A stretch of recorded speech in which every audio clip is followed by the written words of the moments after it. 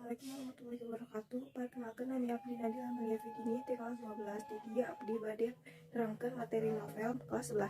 Pengertian novel. Novel merupakan salah seiji genre sastra Sunda nu datangna tina sastra bangsa Deungeun lain asli pituin sastra Sunda.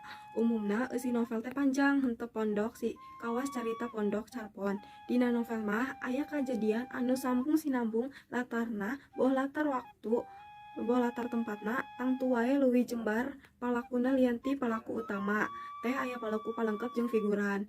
Najan henteu mutlak kitu, anu jelas dina novel mah leuwih haluasa dina nyaritakeun pasifatan jeung paripolah palakuna. Kituna bisa midangkeun rupa-rupa tokoh palaku kajadian sarta leluasa medar karakter masing-masing tokohna. Eusina ngandung kana carita sapopoe. Ciri-ciri novel nu pangpentingna nyaeta hiji, wangunna prosa fiksi panjang jeung leuwih panjang batan carpon. Keur ngagampangkeun upama dicitak cukup keur sabukeun, upama dibaca nepi ka tamat moal cukup 1/2 jam. 2, pusaba panjang, tokohna loba sarta kajadian nu dicaritakeunana kahirupan sapopoe. 3, jejer jeung eusina nyaritakeun kahirupan sapopoe. Jenis-jenis novel dumasar kana caritana. Novel bisa dipasing-pasing mun ditilik tina wangunna aya sababaraha jenis-jenis novel Sunda. Di antarana jenisna nyaeta hiji, novel silih asih nyaeta novel nu nyaritakeun atawa cinta asmara palaku utama. 2, novel kulawarga nyaeta novel nu nyaritakeun masalah kulawarga palaku utama. 3, novel sosial nyaeta novel nu nyaritakeun atawa nyoko kana masalah sosial masyarakat. 4, novel misteri nyaeta novel nyaritakeun hal-hal nu ngandung rusiah.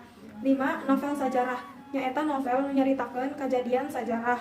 6, novel psikologi nyaeta novel nu nyaritakeun kaayaan kajiwaan. Unsur-unsur intrinsik dina novel. Hiji, tema nyaeta inti pikiran atawa puseur implengan tina carita novel. 2, galur mangrupakeun leunjeuran carita atawa lumangsungna carita. Galur carita novel dibagi 3 nyaeta hiji, galur merele nyaeta runtuyan jeung patalina kajadian anu dicaritakeun ku pangarang sacara merele, dimimitian ku mangkat carita, ditema ku nyaritakeun lalakon nepi ka pungkasanana. 2, galur mobok tengah. Karangan anu make galur mobok tengah mah umumna sok langsung nyaritakeun penggelan carita anu dianggap pangramena. Beda jeung karangan anu make galur merele. Karangan anu make galur mobok tengah mah tara fungsi ngawanokeun kaayaan palaku jeung tempat lumangsungna kajadian sacara papanjangan. 3, galur teu heula pandeuri nyaeta karangan anu ngamimitian nyarita tina buntutna heula, tuluy maju ka tengah nepi ka pungkasanana.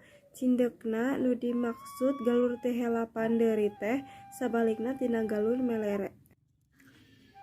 3, palaku dina novel mah umumna manusa salaku pribadi palaku anu ngalakon miboga watak sawing-sawingan.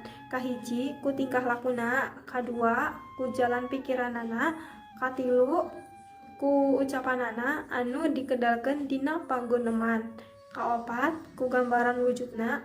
Kalima, ku gambaran langsung aya nu palaku anu sifatna protagonis nyaeta palaku utama, sedangkeun palaku anu sifatna antagonis nyaeta palaku tambahan.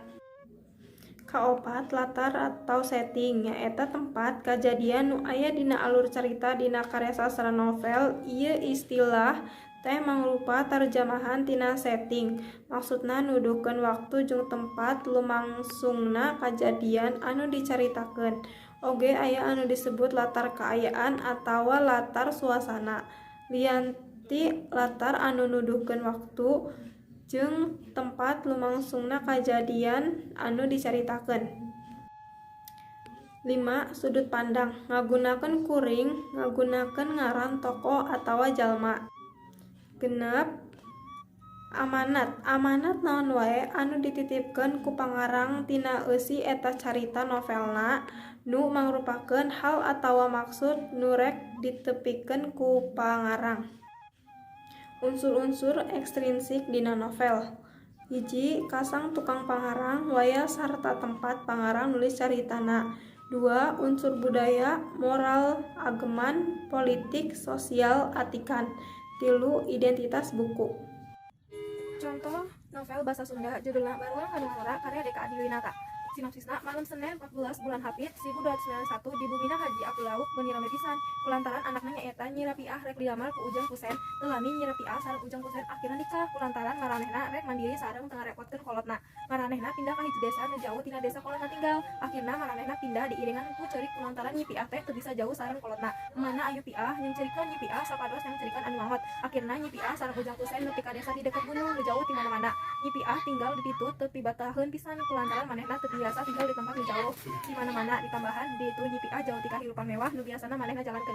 Tiba-tiba dina hiji waktos Nyi Piah ngarasa tos teu betah pisan tinggal di imah eta. Akhirna Nyi Piah kabur ka imah Abdullah bade ka imah kolotna. Singkat cerita Nyi Piah sareng Ujang Kusen teh kapisah anu akhirna Nyi Piah nikah ka Om Usman lalaki nu dipicinta Nyi Piah tapi teu gila Nyi Piah dicandung ku Om Usman. Ceurik we Nyi Piah kulantaran nyesel ninggalkeun Ujang Kusen demi Om Usman. Tapi Nyi Piah teu bisa naon-naon kulantaran tos jadi takdirna manehna dicandung.